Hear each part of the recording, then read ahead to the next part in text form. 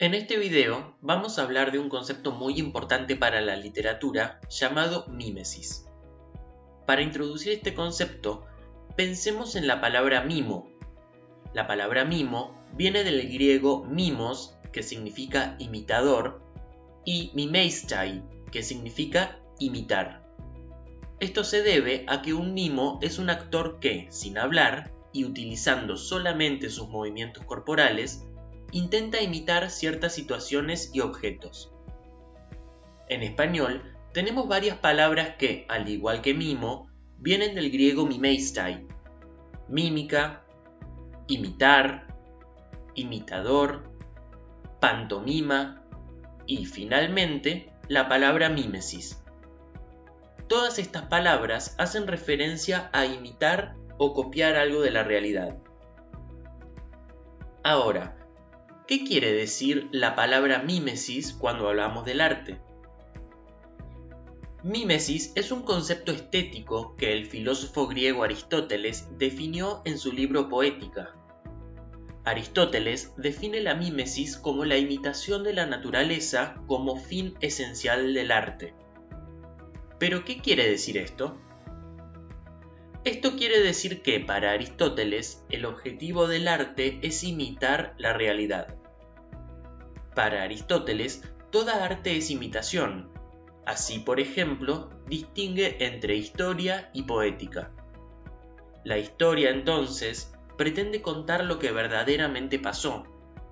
En cambio, la poética, o sea, lo que nosotros actualmente llamamos literatura, no tiene como objetivo contar la realidad, sino imitarla, contar hechos que no son reales, pero que podrían serlo. La poética, entonces, es la imitación de los hechos, relatos verosímiles, o sea, que podrían ser reales. Una imitación de cosas reales según distintos medios, como la pintura, la palabra, la escultura, etc.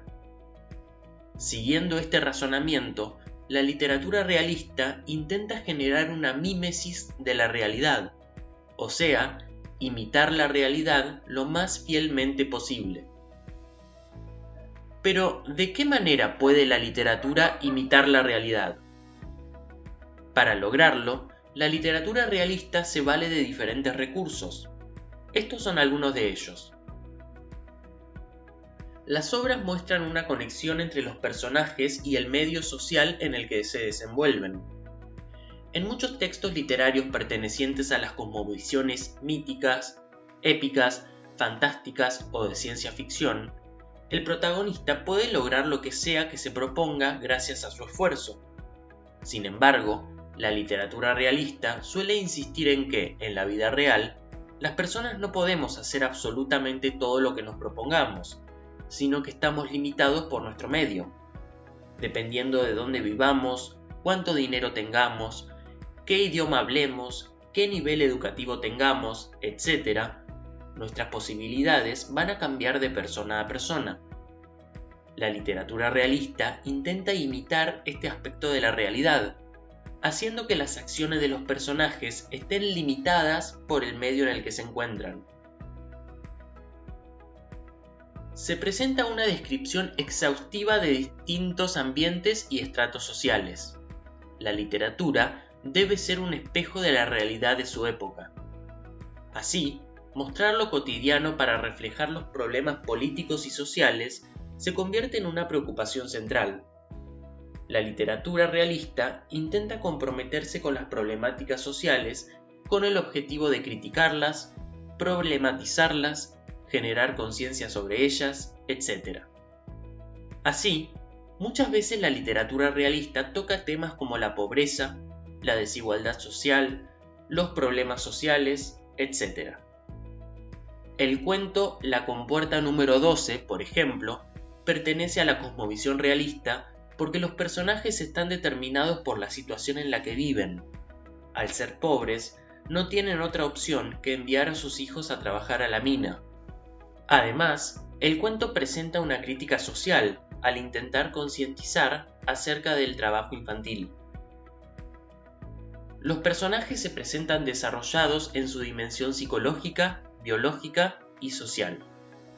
Muchas veces, en la literatura que no pertenece a la cosmovisión realista, los personajes son superficiales. Solamente se encargan de realizar acciones para que el argumento avance. En cambio, en la cosmovisión realista, los personajes tienen mucha profundidad psicológica. Tienen un pasado, traumas, deseos, miedos, inquietudes, pensamientos contradictorios, etc. Lo que se pretende con esto es imitar de la mejor manera posible el modo en el que piensan los seres humanos reales.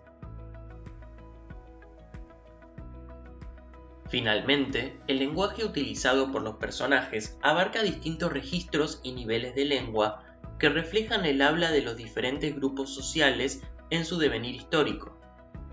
En la literatura que no pertenece a la cosmovisión realista, muchas veces sucede que todos los personajes hablan del mismo modo, independientemente de si son niños o adultos, ricos o pobres, del campo o de la ciudad, de un país o de otro, si son personas con títulos universitarios o si nunca han ido a la escuela, etc. En cambio, la literatura de la cosmovisión realista comprende que las personas hablan de maneras muy diferentes dependiendo de su origen, ubicación geográfica, edad y nivel educativo, por lo que intentará imitar el modo de hablar de cada persona en particular. Por ejemplo, en el cuento El Clis de Sol, el personaje Don Cornelio es un campesino que no ha tenido acceso a la educación, por lo que sus diálogos están escritos con muchos errores gramaticales y de pronunciación, intentando imitar el habla de una persona que no ha ido a la escuela.